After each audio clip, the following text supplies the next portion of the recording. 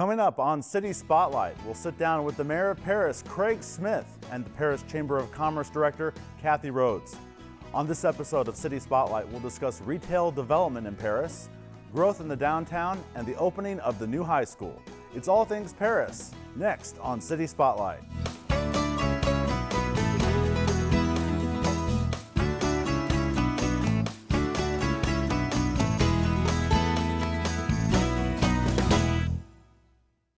City Spotlight is supported by Consolidated Communications. CCI is honored to salute the cities and their leaders in the area, as well as providing TV, internet, and phone service to local homes and businesses. We live where we work and are proud to support the communities we serve. More information available at consolidated.com.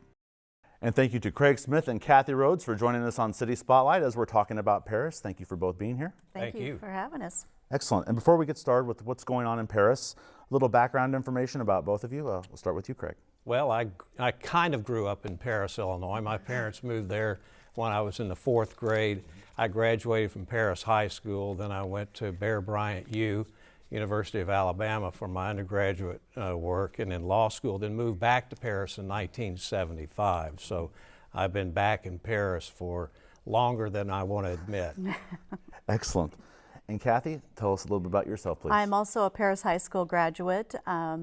Raised my family there. We have 3 boys. I actually started my career with the newspaper and was there for 30 plus years before starting with the Chamber just last June.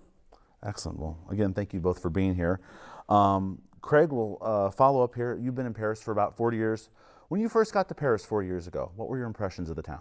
You know, in 1975, I think the biggest thing that I noticed about the community was that we had so many locally owned corporations and businesses. And by that I mean we probably had about 10 to 12 what we would refer to as corporate manufacturers that were owned by local companies. And throughout the years, we have none. It's not that they have left, it's just that they've been purchased by larger companies. So the big change, I think, was where you had the president all the way down to the janitor in all of those 12 corporations. It was greatly changed when conglomerates would come in and buy a corporation. All those folks that worked in middle management are gone, and they're replaced with one plant manager. That's been a big change, the biggest change that I've seen. And then and at the same time, when some of these corporations are purchased, some of them did move, and we took a big hit in the mid-70s when our Zenith plant moved from Paris to Mexico. And so we started, and we'll talk about that later, I think, about what Paris did to come back. Okay. Thank you. In the last 12 years, you've been mayor of Paris. What are some things that the town has accomplished during your time as mayor? Well, I think one of the biggest things we did was our water project. We were originally taking water from surface water from Twin Lakes. That's not the healthiest way to take water, and it doesn't ensure economic growth in the future, because you can imagine droughts take effect, anything that happens to contamination of water. So we started looking about 10 years ago at different aspects of where we could get our water. We discovered an aquifer that was across the state line in Indiana that runs all the way from Lake Michigan all the way down into the southern states, that has an unlimited supply of quality water. We determined that that would be the biggest, best project to ensure that Paris, Illinois will be here in 1,000 years. Because if you look at any studies anywhere, one of the biggest things that everybody will tell you, where's your water source? If you don't have water, just check with the folks out west, you're going to lose your community. We tapped in, we now have an unlimited supply of water, quality water, and now we have water that will allow for growth for any kind of manufacturing facility. I think that was probably the biggest thing we did in the last 12 years. That's something Paris can hang its head on, definitely moving forward. Kathy, same question for you. Some things that you've noticed that have taken place in your time that you've been in Paris. Well, the mayor's mentioned on kind of the change of the business. It seems like we had a lot of mom and shop pops back in the day. The square was filled with all kinds of businesses, and that has changed through the years, but we're starting to see, we've lost a lot of business, but we're starting to see a lot of growth with little boutiques and craft shops and family entertainment businesses opening up in the community. I think that's been a big plus to just start seeing the growth again. And also in the industry too, we've had a lot of growth there, so that's been positive. Perfect segue. Let's go into our first kind of area of Paris. Economic landscape. Craig, how would you describe it right now? Booming. And I'm not a cheerleader for Paris, but I am. Booming. After that Zenith debacle that I told you about, a group formed the Paris Economic Development Corporation, and they are very proactive, thinking of things in the future. How are we going to be able to get companies to come?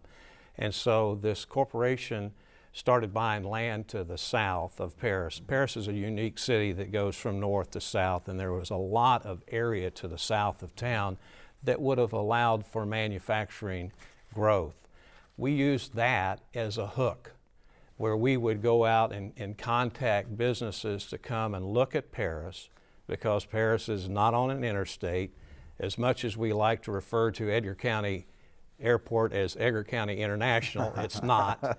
So we're really kind of at a disadvantage there, but what we were at an advantage was that we had a lot of workforce that was available.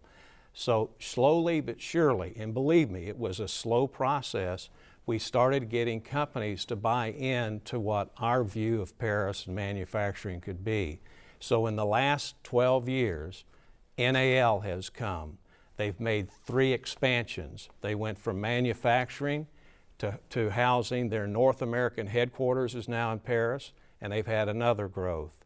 We've had 4 other corporations who have either come to Paris or have bought companies and have expanded. So our unemployment is very, very low. If you want a job, you can find a job in Paris now. We have tons of manufacturing jobs, which is wonderful. And a couple of places that have just recently opened, RP Lumber and some eating establishments. We have. The Jasper Street area is booming, and Kathy can tell you a lot about that also, but RP just opened up, Taco Bell opened up, a second Subway is now open up. We have plenty of companies that are looking at our Jasper Street area now. We've got a lot of potential growth areas in that area also, just to the back of RP Lumber. So we're looking positive also from a retail growth. Is there anything you want to add, Kathy, in lieu of what he said? Well, in addition to some that Craig has mentioned, we're actually having a ribbon cutting tomorrow morning for a new business located down by the industry park, and that's the Smoke Trail Barbecue. We've had, like I said, lots of boutiques, craft shops, family entertainment. We've had, and I think we'll talk about this later, since I've taken over in office, 16 ribbon cuttings for new businesses. So that says a lot right there for what's happening in our community. And what is going on that in 1 year's time you have 16 ribbon cuttings? 16 ribbon cuttings, yeah. It's been amazing. It's almost becoming a weekly event in our community. As a matter of fact, we've had, from last Saturday to this Saturday, we'll have 3. It's ranged everywhere from, we've had a boutique that offers, all kinds of products, including women's apparel. Then we've had lots of craft shops. We've had laser tag and miniature golf, Rhoads Family Zone. Our rec center used to be our YMCA. It has been recreated, and it's now a locally owned rec center, and they had a ribbon cutting. It just seems like it's just every week we're getting a call, somebody looking for a location to open a new business, and it's been very much welcomed. And you also have a hospital in Paris, Paris Community Hospital, and it's grown.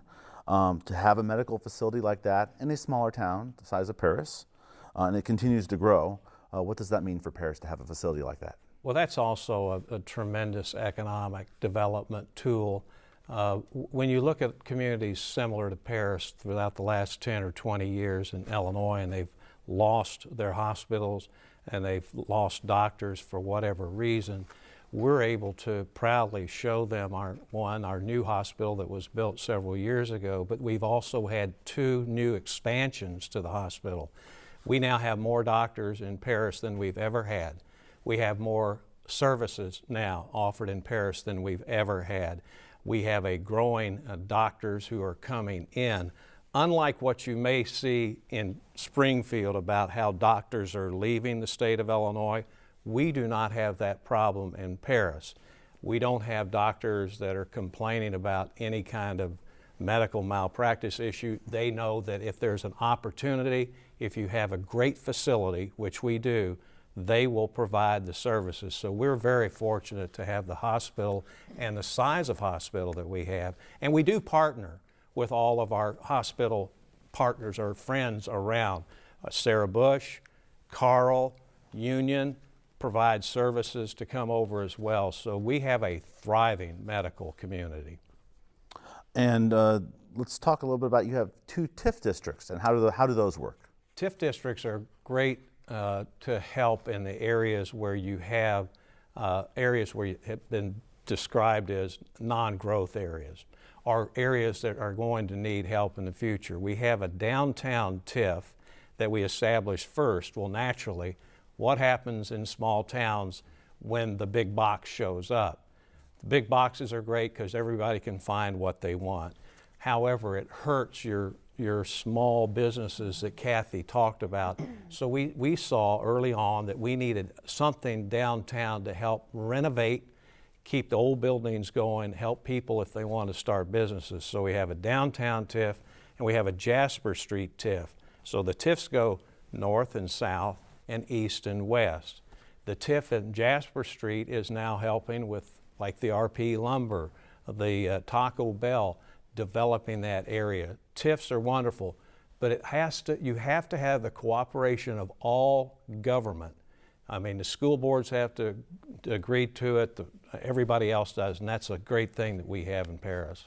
Kind of answered my next question about where things can grow, describing the TIF district. I think you answered that question right there. Let's talk about the square. And Kathy, a lot of businesses and wanting to fill the buildings there on the downtown. Your current position with the Paris Chamber of Commerce, you've held that for a year now, and the importance of filling those buildings in the downtown area. Can you elaborate a little bit on that? Well, when I first started a year ago, that was my first goal, was to figure out what we can do to grow our downtown. And while there are empty buildings and people are looking at them all the time, and we're hoping to continue to fill what is still available, I quickly learned that we're growing throughout the whole community. It's not just going to be downtown that's growing, because a lot of these businesses I mentioned before about the ribbon cuttings, they're all around the community. They're not just downtown. So while it is our goal, and when people come in asking about locations for new businesses, we take a walk around the square to see what's available, we do have to keep open-minded that it is going to, the whole community is growing, not just the downtown. And in the downtown, like most central Illinois towns, you have a courthouse. And you told me prior to our taping that you want it to be the hub of social activity. Well, and that was my second thought. Once I realized that the growth was going throughout the community, I thought, what can we do? Because our downtown is just beautiful. Our courthouse has a beautiful lawn around it, and so I thought it could possibly work out to be just a social hub for many activities we could plan. And we have added a lot of new activities into the community for this next year, and beginning with our farmers market, which we're growing that, and then we've got several events also planned throughout the year in the downtown area. I think you teased something we're going to be talking about a little bit later, some of those downtown activities like the farmers market. Let's talk a little bit about the group that you're in, the Paris Chamber of Commerce. You said that it's grown a little bit, and tell us a little bit about that and what you guys are working on. Okay. Yes, when I took office a year ago, we had 12 directors at that time, and probably 3 or 4 events that we did throughout the year. And as the community's growing, we need to grow with it. So we held a retreat at the beginning of the year and decided it was time to up our directors to 15, which we luckily had a lot of people very interested in joining the chamber. It is one of the the event, organizations that's growing in the community. So in order to do all the things we wanted to do, we actually needed to have more directors on board and volunteers to help with that. Like I said, we've added several events. We're working with the Farm Bureau for the Farmers Market. We're offering a wine, art, and cheese night, which is something new. Our Christmas in Paris last year was probably the biggest event that we were involved in, and we're looking for another big year this year. It was, words really can't describe what that event was like, but it was. How about magical? That would be good. Has been one of the words I've heard. Like I said, we're working with the businesses. The ribbon cuttings, we've been very busy with those. We started a business after hours, which we're doing every month of the year, and we're actually starting to schedule into 2016. So I think everybody's working together in the community, and I think that's why things are going in the right direction. So to sum up the economic landscape in Paris, it's healthy. It's very healthy. healthy, yes. Healthy. Yeah. Let's talk about location, and you've probably already mentioned this. Paris is 30 minutes from Charleston, 30 minutes from Terre Haute. Interstate, not right next to you. So how has Paris been able to work around that? You know, you look at those things, and we try to look at them as that they're not limitations, but they're things we can build on. And so what we did was we established those work sites where we could bring businesses in to look at them. While we told them that we were not on an interstate, we were close enough with Route 1 that the interstate was maybe, we might have fudged it a little bit. It's probably about 13 miles. We may have said 9, but at the end of the day, we tried to figure out ways that businesses could see our vision of how they could come, make their product, and get it to where they needed to have their customers get it. We were fortunate to get those first few companies to come.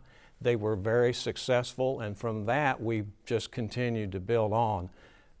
And the good thing about Paris, because of the way it's laid out, there's growth area to the north, to the south, and also actually to the west. And that's where we've primarily looked to the west and the south for manufacturing growth, but now with the high school moving to the north, we think a lot of interesting things can go to the north. And then to the east, we've got a development area for housing and for the golf course and things like that. So the layout really is perfect for the next 50 years for growth. And before we talk about the new high school, which hopefully get several questions in on that, briefly, some public works. You had some work on Madison Street that just completed. Right, we finished some work on Madison Street. Local government is going to be interested in the next few years because we don't know what money is going to be available. I always like to tell people that local governments are very similar to family economics, and that is that whatever is in your budget is what you spend. We don't know, just like universities don't know, or anybody else, where the money is going to come in next year. So we have to have a positive outlook about what we want to do in the future. And if we can't buy that backhoe that the street department needs this year, we save the money out of that until we can. I just think that future will be interesting. We're all in this together. We feel that we are the best bang for the buck because the money that we get from the state goes into actual services for our local citizens. So we'll work with the state. We'll figure it all out. Okay, moving on. June 13th, there's a dedication for the brand new high school in Paris. If both of you can answer the next question, what does it mean to Paris to have a brand new high school? Ladies first. Well, it's going to mean a lot. I mean, education is, I think, as the mayor mentioned, as we bring these industries in, that has always kind of been not one of our strong points. And I think there's not going to be a person that can walk into that building and think it's lacking in any area. It's amazing. It really is. Kathy and I were fortunate enough to have graduated a few years ago in Paris. That building is over 100 years old now. I always used to say, the building doesn't really educate the child. You know, the child is educated at home and with the teachers. But all you have to do is walk through this new facility and you're awestruck. It takes your breath away because it almost looks like a community college. Before, we did not have a closed campus. We were right downtown. The football field was several blocks away. The track field, everything is going to be right there. We have a brand new facility to help with voc education, which is going to be very big. In Paris, now that we have all these manufacturing jobs, there are a lot of kids that don't have to go to college, don't need to go to college, but if they're a certified welder, can make a really good living. That's going to be taught at the high school now. We're going to have a civics, we have a fine arts building that is a marvel of any place. I've gone to many plays all over the world, and I'll tell you that when you walk in and you watch a play at Paris High School, you will think that you are in Chicago in the theater district. It's unbelievable. So we're looking so forward to it. We think it's going to be great for the community. It's another reason for somebody to look at Paris and say, wow, you know what? I can get a job there. My kid can get a great education, and look at this building. A lot of good things are going on. And let me plug this thing too. Okay. Not only the high school, Paris has 13 city parks. It's unbelievable. We have a golf course, we have a movie theater, we have all these other things that are going on together with this high school that anybody would love to raise their children there. We raised all of our children there, and we would highly recommend you to come over and bring your kids. Bring your families, yeah. I go over to Paris all the time. My wife is from that neck of the woods, so I That'd will be definitely great. be checking it out. Okay, what happens to the old high school? It's right in downtown, so the location of that is interesting. It's interesting, and we negotiated early on with the city, with the school district. We did not want the building to get out of control of city government, in that we can come up with some planning. We're planning now with NAL, which is again one of our major employers, to turn the vocational building where they used to have the voc into NAL University. and it's the truth. NAL has, I think, 4 manufacturing sites throughout the United States. They're high-tech, robotic. They do a lot of training. They will turn that portion of that building into a training site for all of their employees throughout the United States. We have visions for the maid school to either become something hooked into business, similar to what U of I does with their incubator companies, where you can have a little company, the startup company with 2 or 3 people, or you can have 30 people who are not necessarily manufacturing, but using their head, using the computer, doing anything. We want to turn that into a potential economic. And we have Ernie Evelyn Gym, which was built in the 1940s, that is still one of the nicest gyms in this state. And we always call it, it's not just our GYM, it's a GEM, gym, for our community. We are going to continue to let that be used as a gym, as a facility for the people of Paris to use. So that's our vision for the future. That's great to hear. I've only been in the gym a few times. It is a marvel. It's wonderful. Nice, yes. Okay, quickly, activities. Talk about the farmers market. Okay, we are reviving our farmers market. The Farm Bureau has been overseeing it for the past couple of years, and they approached me this spring, wanting to know if we could help with it, because it was just lacking, it was kind of dying. So we decided to hold a public meeting to see how much interest there was, because we're very busy. Do we put the time into it if it's not going to grow? And believe me, as soon as the word got out there might not be a farmer's market, we quickly learned there's a lot of interest. So we started a committee of vendors, myself, and then Chris Book, the Farm Bureau manager. And we've been meeting, and we've got the farmer's market ready to kick off on June 6th. It'll be every Saturday on the north side of the square from 8 to noon. We're going to have live entertainment. Our first entertainers for the opening market will be the Coon Holler Kids. Vendors are, we're going to have everything from produce to handmade crafts, quilts. Artisans will be bringing their goods in, baked goods. Some of our local groups and organizations will have fundraisers, and we might have a few surprises along the way throughout the summer. And that'll lead up to the Edgar County Fair, which will be here in a blink of an eye. It will. But in between that, we've got Shriners Weekend, which is the weekend of our high school dedication. Saturday, June 12th, we're going to have a wine, art, and jazz night in downtown Paris. First time for that. Really excited about that. Dave Frizzy Band will be providing entertainment for that. July, right before the fair starts, we've got our Crazy Days weekend, which was new last year, and it's grown into a whole weekend event starting on Friday night with a run, Saturday downtown with entertainment. Sunday, we're going to have Crazy Olympics out at our beautiful Twin Lakes Park. Then we'll have the fair, we'll have our Honeybee Festival in September, and then we'll close out the year with our Christmas in Paris on November 28th. So we've got a lot going on, definitely. Busy, busy. Last question, and I'll let Kathy go first on this. Strengths of Paris moving forward. I would say it's a great place to raise a family. We've got, as the mayor mentioned, not only going to have the great education, the hospital facility, there's a lot of great places to entertain your family. We've got our rec center, we've got the movie theater, we've got Red's Fun Zone. I don't want to leave anything out, the roller rink, there's just bowling alley, you know, there's all kinds of things. There's no reason for people to leave Paris. There's all kinds of things to do with your family. Our rec center's got great camps that allow things to do, our Little League, our City League, our Youth Football League. I mean, there's something going on all the time. So I would say the fact that it would be a great place for you to raise your family. Craig, what can you add from what she said? Well, I'll tell you what I can tell you is after listening to Kathy is you have to get people like Kathy involved in your community, and that's why it's very successful.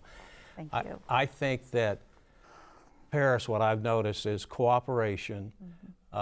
All facets of local government in Paris work together, and that is school boards work together, county boards work together, townships, the city of Paris, and you have to have that to make the city to continue to grow. Every time that I go to some place and talk, I talk about volunteerism, and that's what Kathy believes in too. We have got the greatest set of volunteers in the city of Paris who can do things and dreaming. We have dreamers, but we dream things that come true. And so our dream factor is that we're proactive. We think about things, not what we can do tomorrow, but what things can be done in 5, 10, and 20 years, how our community will be the community that we want all of our children to grow up in and thrive in. Well, thank both of you for being on City Spotlight.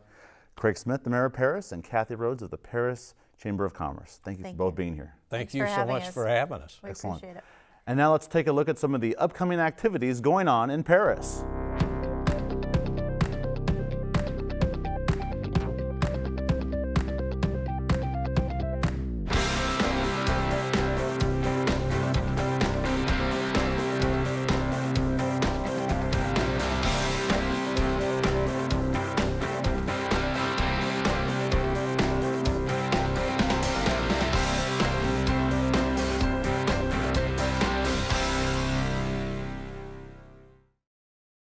City Spotlight is supported by Consolidated Communications. CCI is honored to salute the cities and their leaders in the area, as well as providing TV, internet, and phone service to local homes and businesses. We live where we work and are proud to support the communities we serve. More information available at consolidated.com.